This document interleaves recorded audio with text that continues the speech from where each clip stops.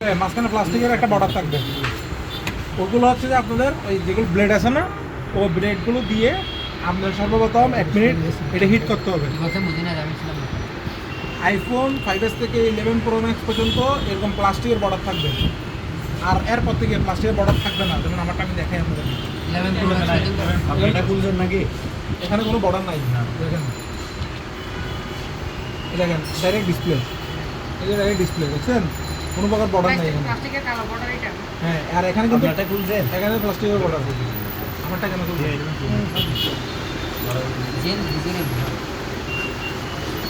দাও টাকা সবাই টাকা তুলে দেওয়া আছে, দাও তুলে দেয়।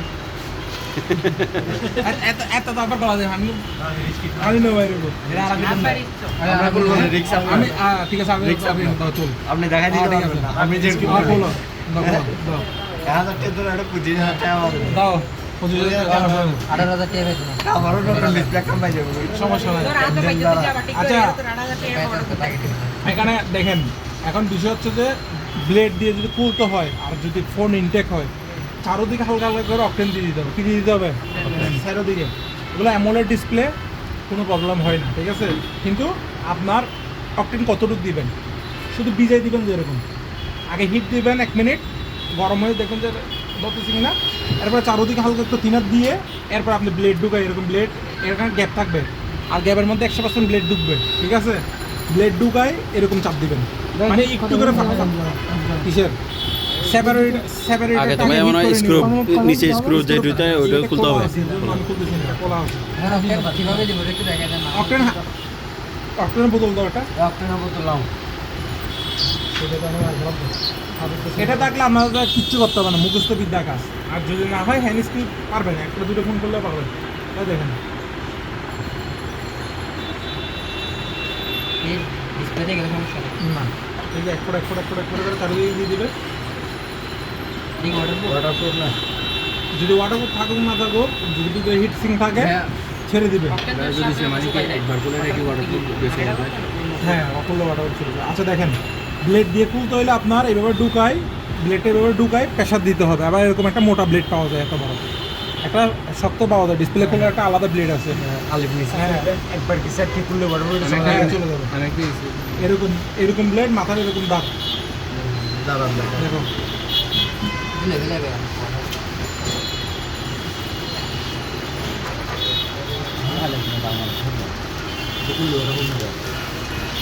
না, এটা না। এইগুলো দিয়েও হবে, কিন্তু এটা নরম বেশি। এটা যখন আপনি ঢুকাবেন, এরকম ঢুকাবেন না, এটা যদি এরকম এরকম এরকম ঢুকায় মুছতে পারেন ভেঙে যাবে, এটা হবে না।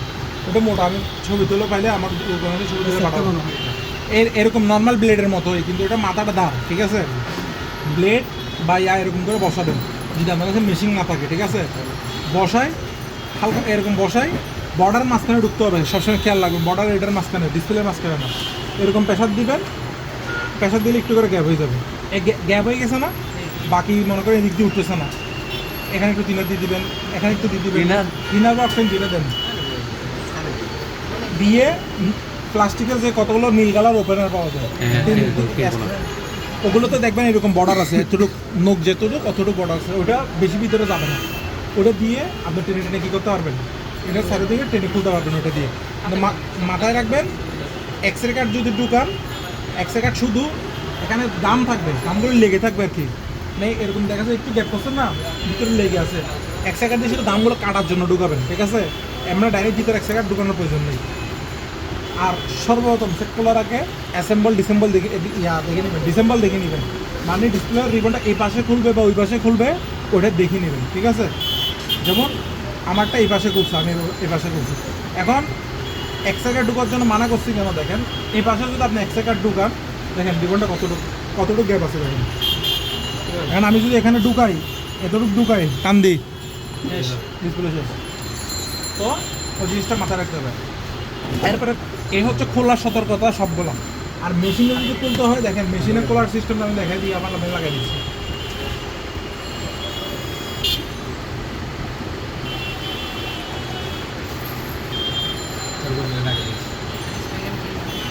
মেশিন ছাড়া কিভাবে করবে?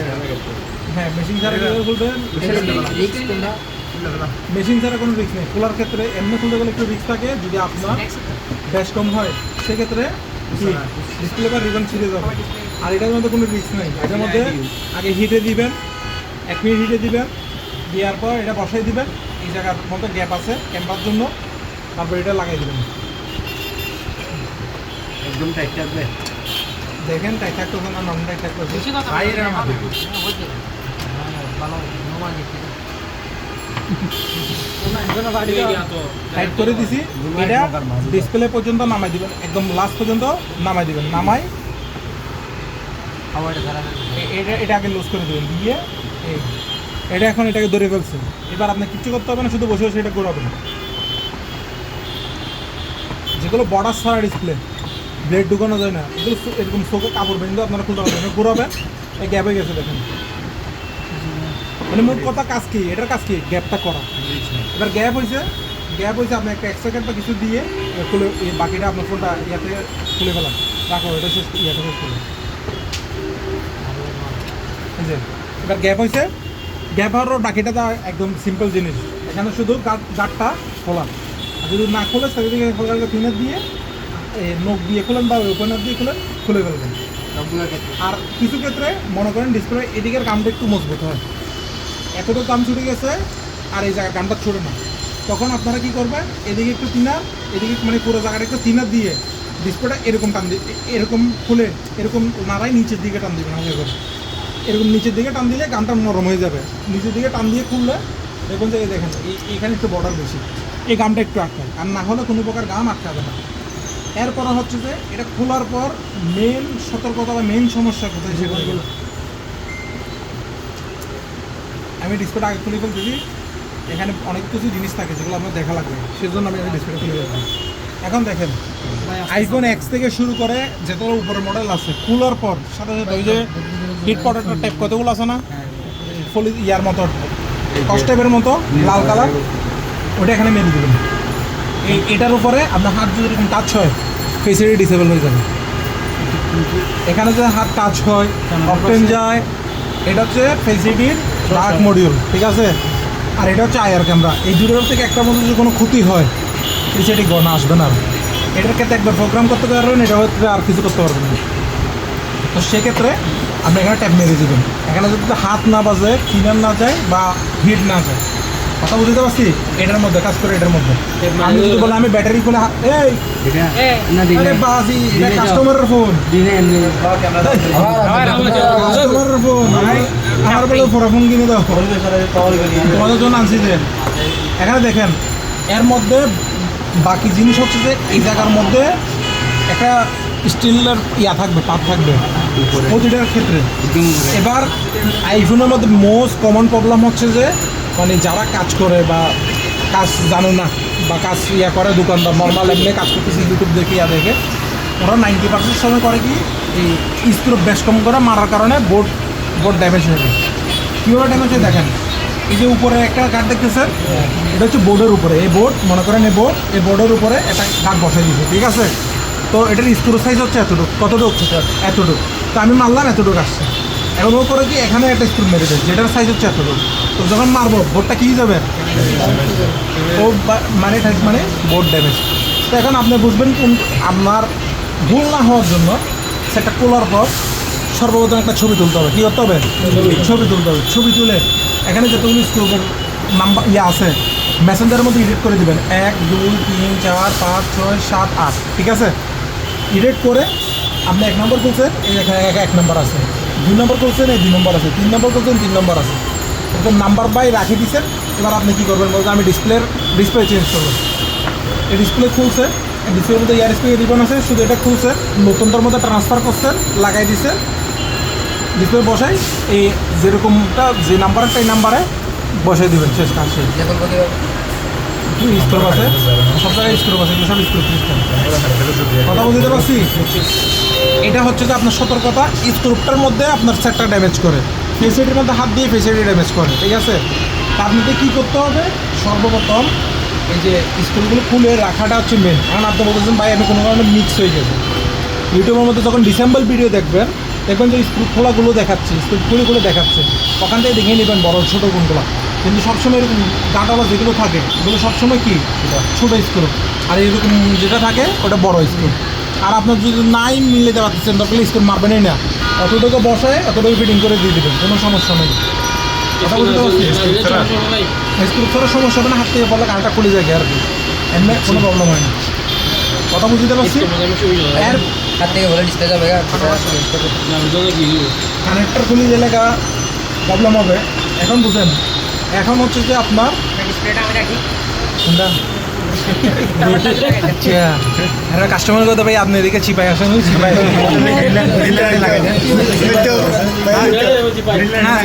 বাবা এটা তো গ্রিন লাইট চলাচ্ছে এটা হ্যাঁ চিপাই লো যে হবে ডিসপ্লে দেন না সার্ভিস দেয় দু লোক এত মজুম। আচ্ছা এবার শোনো, ডিসপ্লের ক্ষেত্রে আইফোন 5s থেকে শুরু করে 8 প্লাস পর্যন্ত ডিসপ্লের একটা কোয়ালিটি আলাদা হয়, আর আইফোন এক্স থেকে শুরু করে 14 প্রো ম্যাক্স পর্যন্ত ডিসপ্লের ভার্সন বা ভেরিয়েন্ট আলাদা হয়, ঠিক আছে? মানে যেগুলো নতুন বেরিয়েছে অতটুকু পর্যন্ত আর কি। আগে বাজারের ডিসপ্লের কোয়ালিটি বলে দিই, বাজার মধ্যে ডিসপ্লে কোয়ালিটি আছে দুইটা, একটা হচ্ছে আপনার ইনসেল বা একদম নর্মাল, ঠিক আছে, 5s থেকে 8 প্লাস পর্যন্ত, আর একটা আছে ট্রিপলেটা হচ্ছে কালার কোয়ালিটি ভালো, বি গ্রেডের মাল, বি গ্রেড। আর যেটা একদম লাস্ট আছে ওটা সি গ্রেড, মানে কালার কোয়ালিটি কিছু ভালো না, কোনো মতো চালাতে পারবে, ঠিক আছে? এই দুটো কোয়ালিটি আইফোন 5s থেকে 8 প্লাস পর্যন্ত পাবেন। অ্যারাউন্ড প্রাইস যদি আমি বলি, ওই ডিসপ্লেগুলোর অ্যারাউন্ড প্রাইস হচ্ছে যে আপনার 1000 থেকে 2000-এর মধ্যে, এর উপরে যাবে না, 8 প্লাস 8 প্লাস পর্যন্ত কি না। এরপর হচ্ছে যে আপনার আইফোন এক্স থেকে শুরু করে 11 প্রো ম্যাক্স পর্যন্ত বলি, যেটা অ্যাভেলেবেল মডেল আছে, ওইটার মধ্যে কোয়ালিটি হচ্ছে যে আপনার এই 3-4 কোয়ালিটির পাওয়া যায়, বা 5-6 এরকম কোয়ালিটির পাওয়া যায়। একটা নর্মাল পাওয়া যায়, জিএক্সের মাল পাওয়া যায়, জিএক্সের মধ্যে আবার 3টা কোয়ালিটি আছে, একদম ভালো, মিডিয়াম, আবার একদম নর্মাল, ঠিক আছে? আবার আরেকটা আছে রিফাবলিশ মানে কি, মনে করেন আমার এই অরিজিনাল ডিসপ্লে এটা গ্লাস ভেঙে গেছে, গ্লাস চেঞ্জ করে চাইনারা রিফাবলিশ করে বিক্রি করে, মানে অরিজিনালি গ্লাস চেঞ্জ করছে। আরেকটা পাওয়া যায় সেট কোলা তো মনে করেন এগুলো অনেক দাম হয়। তো কাস্টমারের থেকে লাগাইলে সবসময় এক্সের উপর থেকে জিএক্সের ডিসপ্লেগুলো লাগাই, কালার কোয়ালিটি ভালো, অরিজিনাল বলে বিল নিতে পারবে। কথা বুঝতে পারছি? কালার কোয়ালিটি ভালো, কিন্তু ওটার ক্ষেত্রে আপনার থেকে অরিজিনালটা মানে জিএক্সের যেটা দামিটা, একদম দামিটা, ওটা লাগাইতে হবে। এটা সমস্যা এটা বুঝছেন? এর সমস্যা তোরা অপারেশন করে দেখাই যে দিলে আবার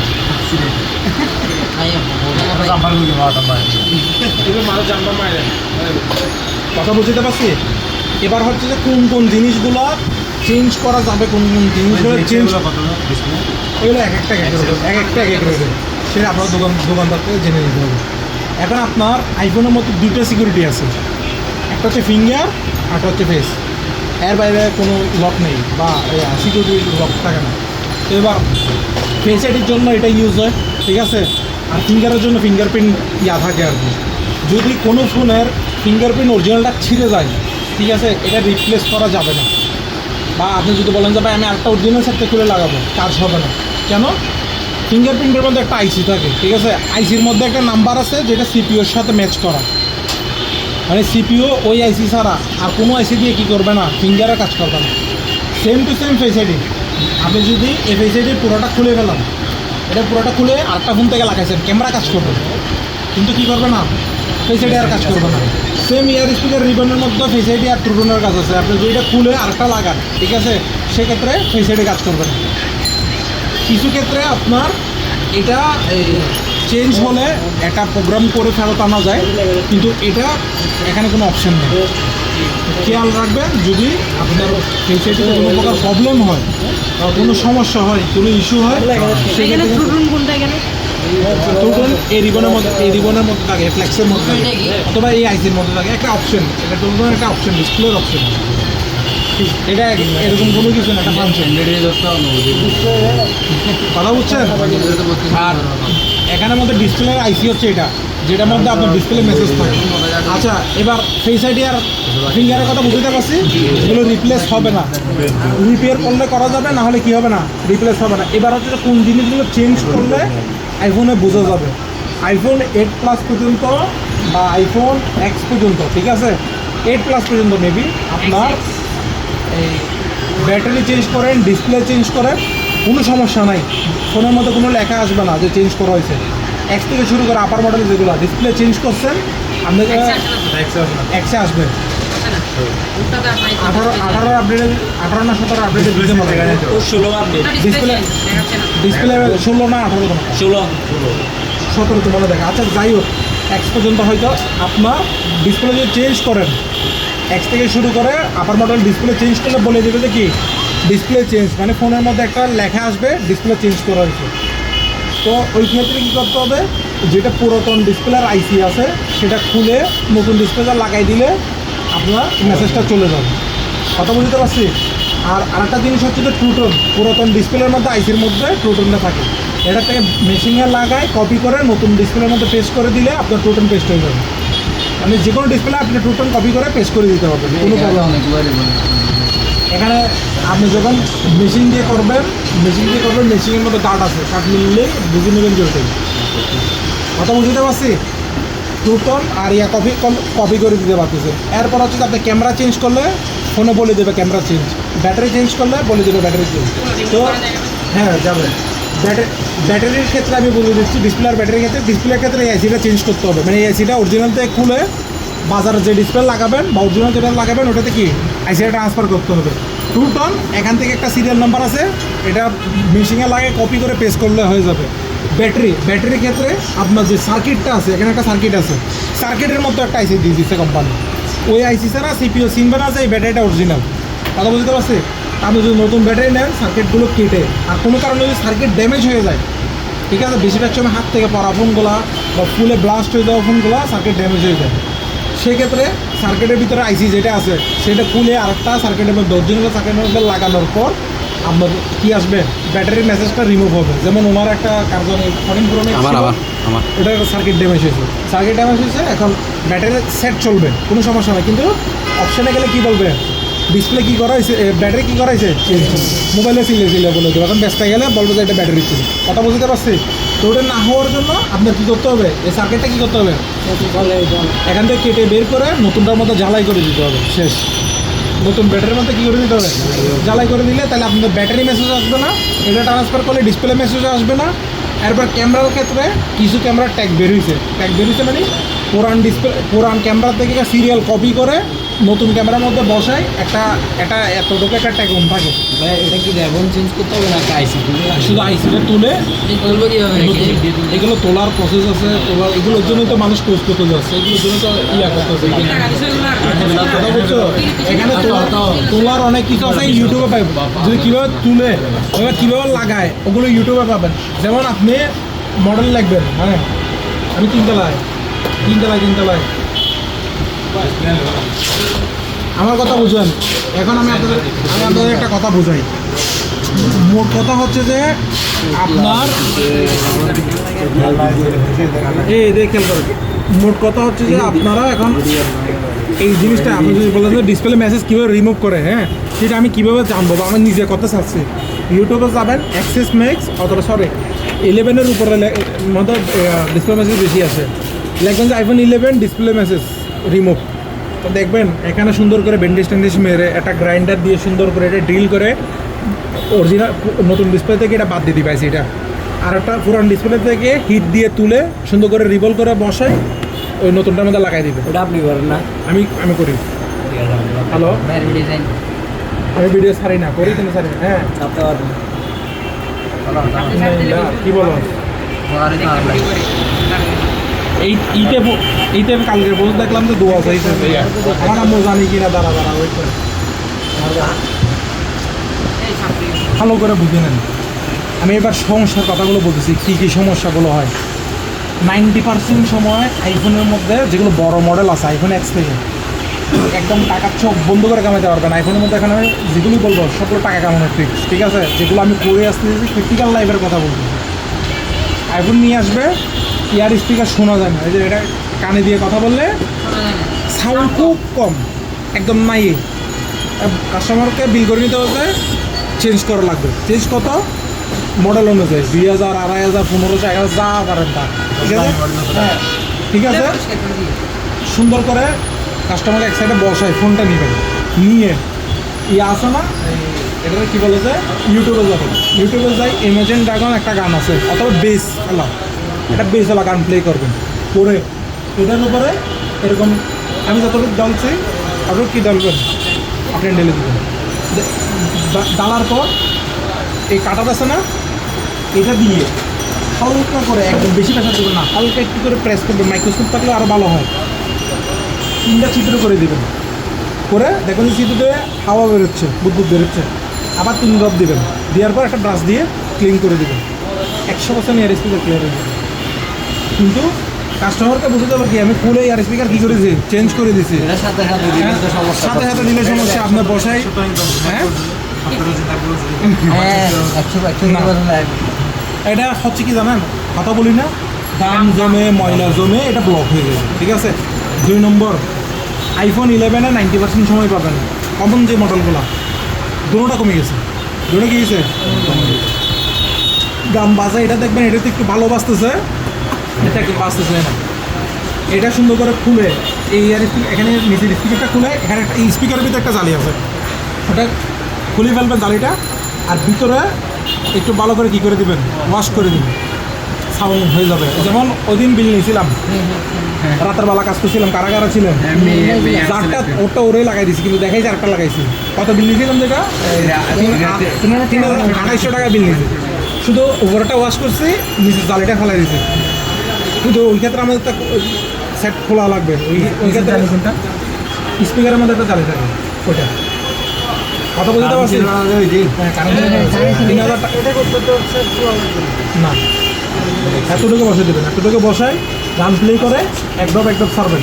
কারো জাম আছে এরকম এখন নিজের আছে,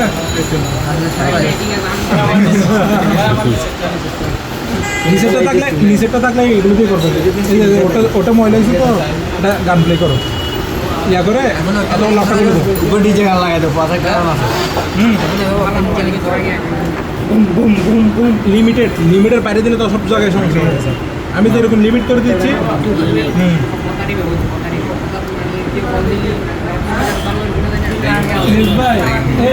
আমি বেরোবো, আমার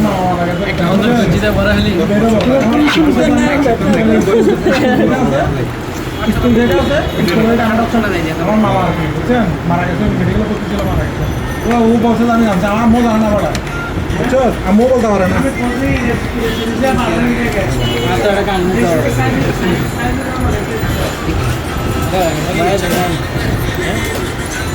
কি গাছ জাগাতে পাঠাইছে, ডিসপ্লে চেঞ্জ করতে আমার ভাই ব্রাদার আছে কিছু, আমরা বক্স বানিয়ে দিই।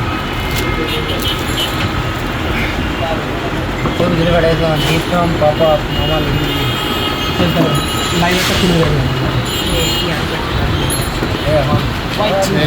আরেকটা নাও, সালাম ভাই, এই ভিডিও আরেকটা নাও।